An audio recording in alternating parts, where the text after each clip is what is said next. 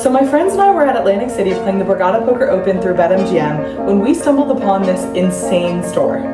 We decided to play Crocodile, where the loser would have to dress up in a ridiculous outfit for the rest of the day. Are you in? I signed to lose a lot of Bikinis included? What's going on here? Bikinis excluded, I'm in. Alright, bugged. You're in there too. Of course. There are 20 teeth in a crocodile's mouth, but if you press the wrong one, it causes the crocodile to chomp. If you select that tooth, you lose. Oh my god.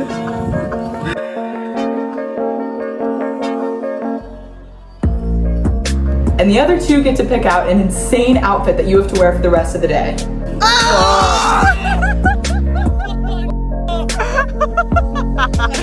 Oh, thank God. So we head into the store to pick out some items for none other than Pretty Boy Zach. You'll see why we call him that in a second. To the Los Equis, this skirt would be crazy. The problem was that all the clothes were super feminine. Oh, damn. But I didn't want him walking around with anything showing. So we ended up on this. Oh, that's hot. Should we get him? That's hot shit. I'm feeling like that's kind of a look, to be honest. Oh, yes. This is perfect. You look amazing. It's so uncomfortable. I can't even like put my arms down. Zach Should be good to gonna go get now. some fans. Damn. When's the OF dropping? We've been friends for one day. It's over.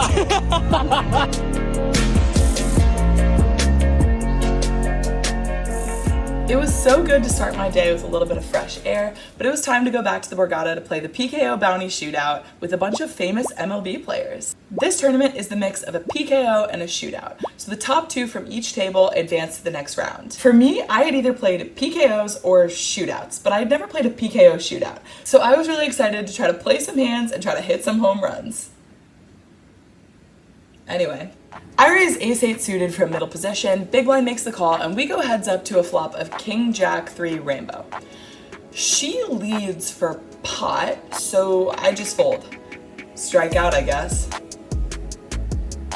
We have officially started paying antes. This is getting expensive. Yep, that's right. Since this is a PKO, we have to pay what's called antes. Basically, if you're a nit, this is not the tournament for you. Because since everyone is forced to pay a percentage of the big blind pre-flop every single hand now, you literally have to widen your range. And I took that shit literally because then this happens. I peel jack-8 suited from the small blind and make an objectively not good call versus an overly aggressive late position open to 2 big blinds. The flop comes ace-10-9, all diamonds. I check, he bets 1 big blind. I call. Turn is the jack of diamonds. I check, he bets 1.5 big blinds. I call. The river is the 5 of clubs, and it goes check, check. He shows me ace of hearts, 7 of diamonds to scoop the absolute max from me. This guy's a f***ing wizard. We chip down for the rest of the 15-minute level, but then the blinds go up and our stack quickly becomes sub 15 big blinds. I pick up 8-9 of clubs and open to 2 big blinds. I had originally planned on raise folding, but then the big stack bully jams. And the big blind beluga makes the call for less. Same. Now I know what you're thinking. Make the fold. But I think their ranges are pretty wide here. All right, let's go for it. Good luck. Big risk. Let's go. So I think it over before deciding to gamble for it all. I don't have removal against any of the face cards, but I do have a lot of equity if I'm up against something like an over, lower pairs, or someone's favorite hand or something.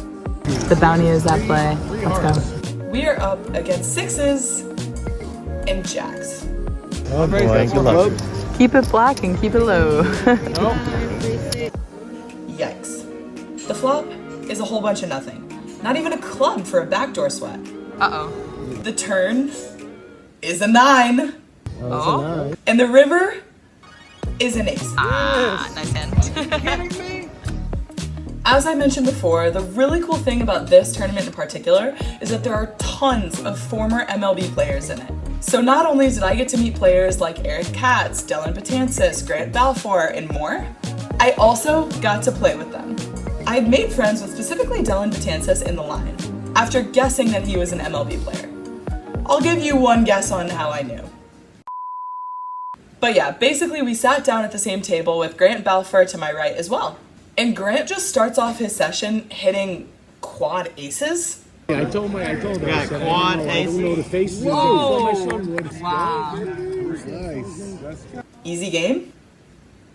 And then, in the very next hand, I peel King 8 offsuit and call Grant's open on Dellin's big blind after saying this. Big blind right now, so I'm coming for you. I need 2 rays right here. So I bring it home, put it away, put it on my little. Even though Grant raised, I have a promise to deliver, so I'm not going anywhere just yet. Unfortunately, the flop comes out ace high, and Grant c-bets, so I don't think that there's much to do here except for fold, as Grant really hadn't shown the desire or capability to be bluffing at all. Hello? Drive-by? Jesus. Okay. In the next hand, I open up ace-10 offsuit from early position, middle position calls, and we go heads up to a flop of king deuce 7 with 2 spades. I think I can do a lot of betting on this board, but I had some devious intentions for this sweet older gentleman. I check, because while he did have a really nice demeanor, he was also very stab happy, and I have removal to a very strong draw that's going to make it very difficult for him to continue later on. I also want to protect my ability to check out of position here with some top pairs and some weaker holdings, and I think this is a good combo to do that with. He bets as expected here, and I call like I would do with all my flush draw combos and top pairs. I also think it's important to mention that I might just have the best hand here. The turn is the 7 of spades, so the flush draw gets there, but the board does pair as well. I check again, and he bets almost pot. Not ideal. He's repping something pretty strong, but he can't have any of the strong hands.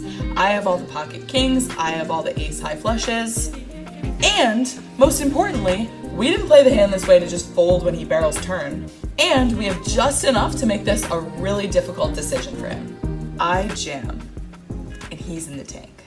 Finally, he makes the call. With a flush! What? I need help. And it kind of comes in the form of an ace on the river. That is not going to be good enough, so we are sent to the rail, but at least I didn't have to wear that stupid ass outfit.